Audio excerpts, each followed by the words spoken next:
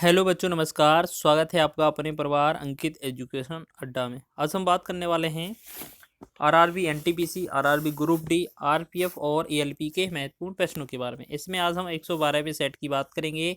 इससे पहले हमने 111 सेट कवर किए हैं, जिन्हें हमने बिल्कुल ट्रिक के माध्यम से बताया है। तो इसमें भी हम कुछ महत्वपूर्ण क्वेश्चन लेकर आए हैं जो आपकी ट्रेन से रिलेटेड होने वाले हैं। तो यहाँ पर बात करेंगे, सभी क्वेश्चनों को ट्रिक से हल करेंगे। एक ट्रेन 15 सेकंड में एक खंबे को पार करती है और 25 सेकंड में 100 मीटर लंबे प्लेटफॉर्म को पार करती है। मीटर में ट्रेन की लंबाई ज्ञात कीजिए। देखिए, क्वेश्चन आसान है, बस पढ़ने एक दो बार इसको करके देखेंगे ना, तो इस तरीके से जो हम आपको बताने वाले हैं तो आपका बहुत ही कम समय लगने वाला है और आपकी प्रैक्टिस भी अच्छे से हो जाएगी।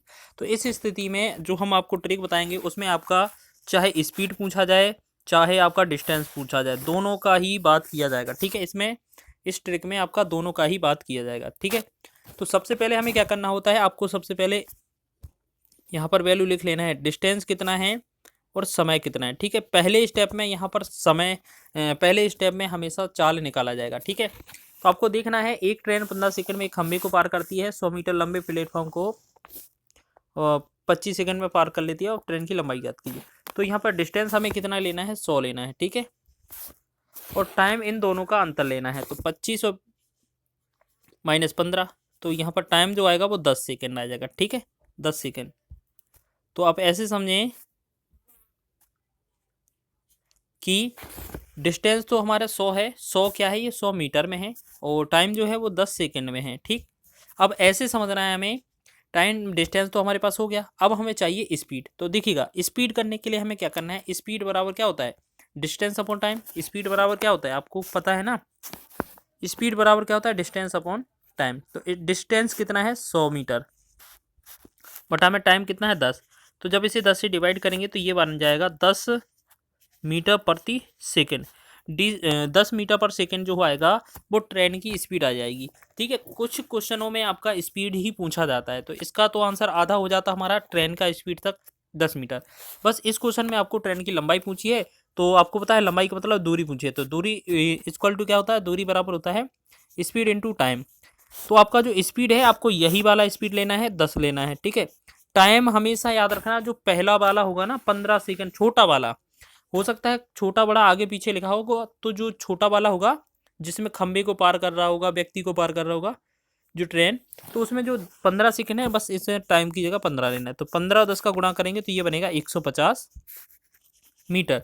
तो यही हमारा फाइनल आंसर हो जाएगा। ठीक है, ऑप्शन नंबर सी इसका राइट हो जाएगा। समझ में आ रहा है क्वेश्चन?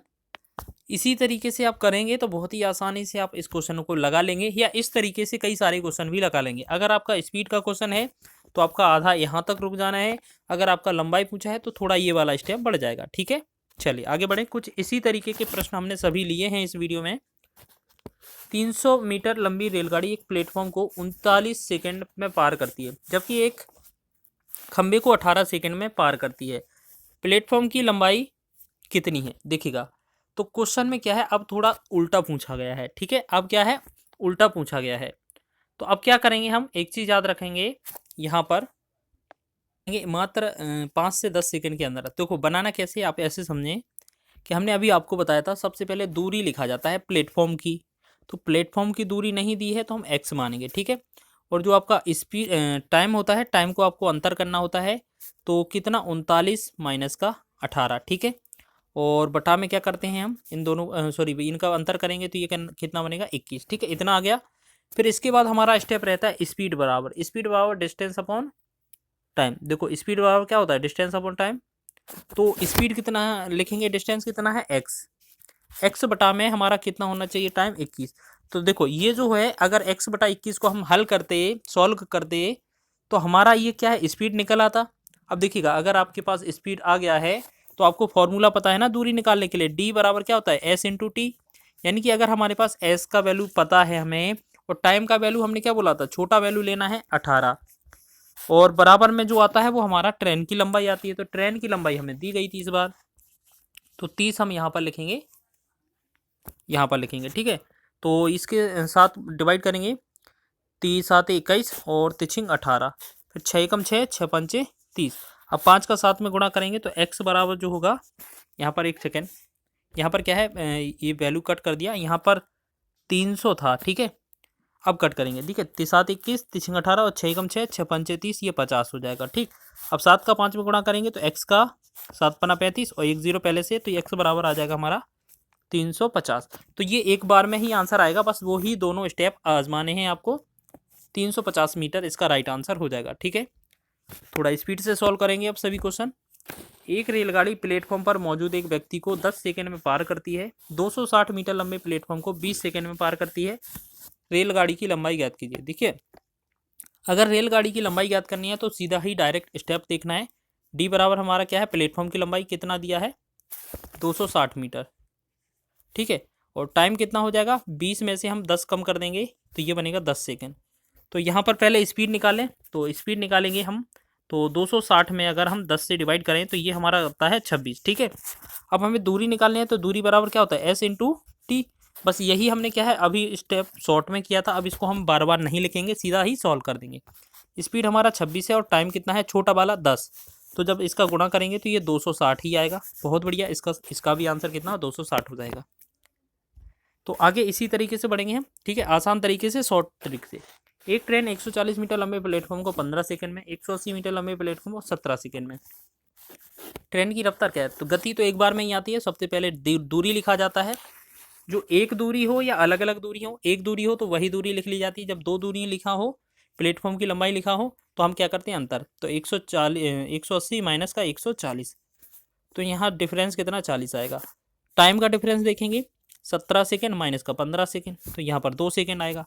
तो आपको स्पीड निकालनी है, तो स्पीड बराबर दूरी बटा चाल कितना होता है, चाल बराबर होता है दूरी बटा समय। तो 40 बटा में 2 करेंगे तो ये कितना आएगा, 20। अब ये 20 मीटर प्रति सेकंड है, हमें आंसर किलोमीटर प्रति घंटे में दिए हैं, तो हम क्या करेंगे, मीटर पर सेकंड से किलोमीटर पर घंटे में जाएंगे, तो 18/5 से गुणा कर देंगे, 5 एकम 5, 5 चौके 20, और 18 4 को गुणा होगा, 18 4 का 18 चौके 72, तो 72 किलोमीटर पर हावर इसका राइट आंसर हो जाएगा। तो इस क्वेश्चन को भी आपने आसानी से कर लिया। आगे बढ़े, इस क्वेश्चन को करेंगे। एक 250 मीटर लंबी रेलगाड़ी एक विद्युतीय खंभे को 8 सेकंड में पार करती है, यदि वह एक प्लेटफॉर्म को पार करने में 20 सेकंड लेती है, तो प्लेटफॉर्म की लंबाई ज्ञात कीजिए। देखिए, अभी हमने क्या है, इन क्वेश्चनों को थोड़ा टाइम लगाकर सॉल्व किया था, अब सीधा ही सॉल्व करेंगे। हमसे प्लेटफॉर्म की लंबाई पूछी जाती है तो हम प्लेटफॉर्म को x मानते हैं, ठीक है। और यहाँ पर 8 सेकंड लिखा है, यहाँ 20 सेकंड लिखा है, तो जो टाइम का अंतर होता है वो 20 और 8 का अंतर कितना है, 20 और 8 का अंतर 12 है। तो अब ये हम बार बार नहीं लिखेंगे, डी को हम दूरी को x मानते हैं, ये बार बार नहीं लिखेंगे, ठीक है। आपको सीधा सॉल्व करना है इसको देखकर। तो इसमें क्या है, बटा में हमारा टाइम आएगा तो 12 सेकेंड लिखेंगे। फिर ये हमारे पास स्पीड आ गई, फिर हमें क्या है, छोटी वाली वैल्यू जो दी है 8 और 20 सेकंड में, जो 8 दिया है ना, 8 अगर इसमें गुणा कर देंगे तो हमारा जो आंसर आता है वो ट्रेन की लंबाई के बराबर हो जाता है। तो ट्रेन की लंबाई कितनी है हमारी, 250। बस इसको सॉल्व करेंगे, आंसर हो जाएगा, ठीक है। 4 दूना 8, 4 से 4 तिया 12, 2 से 2 एकम 2, 2 से करेंगे 2 एकम 2, 2 दूना 4, 2 पंचे 10। फिर ये 3 का गुणा अगर इधर हो जाएगा तो x का वैल्यू कितना आएगा, ये 375 मीटर इसका राइट आंसर होगा, ऑप्शन नंबर ए। चलिए जल्दी से देखेंगे 2 क्वेश्चन और। एक रेलगाड़ी समान गति पर चलती है और 350 मीटर लंबे एक स्टेशन को 15 सेकंड में और 430 मीटर की एक स्टेशन को 23 सेकंड में पार करती है। तो रेलगाड़ी की गति क्या है, तो सीधा एक बार में ही याद रखेंगे। तो जो स्पीड बराबर होता है डिस्टेंस अपॉन टाइम होता है। तो हमें क्या करना है, दूरी में हम क्या करते हैं, जो दोनों दूरी होती है उनका अंतर। तो 430 और 350 का जो डिफरेंस होगा वो 80 हो जाएगा। फिर बटा में टाइम है, वो टाइम का डिफरेंस, तो 15 और 23 का डिफरेंस 8 आ जाएगा। इतना ही होगा ना, चलिए ठीक है। तो ये जो आंसर आएगा 8 से इसे डिवाइड कर देंगे तो ये बनेगा 10। तो ये वाला जो आंसर आया ये किस में आया, किलोमीटर मीटर पर सेकंड में। किलोमीटर प्रति घंटे में बनाने के लिए हम क्या करेंगे, 18/5 से गुणा कर देंगे। 5 एकम 5, 5 दूना 10, 18 दूना 36, तो 36 किलोमीटर प्रति घंटा इसका राइट आंसर हो जाएगा। एक क्वेश्चन आपके लिए है, आपको कमेंट करके बताना है। एक ट्रेन 2 व्यक्तियों से आगे निकलती है जो 2 किलोमीटर प्रति घंटे और 4 किलोमीटर प्रति घंटे की गति से चलने वाली ट्रेन को समान दिशा में चल रहे और उन्हें क्रमशः 9 सेकंड और 10 सेकंड में पार करती है। ट्रेन की लंबाई और गति बताएं। देखो इस वाले क्वेश्चन में आपको दोनों बताने हैं, आपको ट्रेन की लंबाई भी बतानी है, गति भी बतानी है। तो जल्दी से बताएं इस क्वेश्चन का कमेंट बॉक्स में आंसर क्या है। वीडियो अच्छा लगा है तो वीडियो को लाइक करें, शेयर करें। चैनल पर नए हैं तो चैनल को सब्सक्राइब कर लें।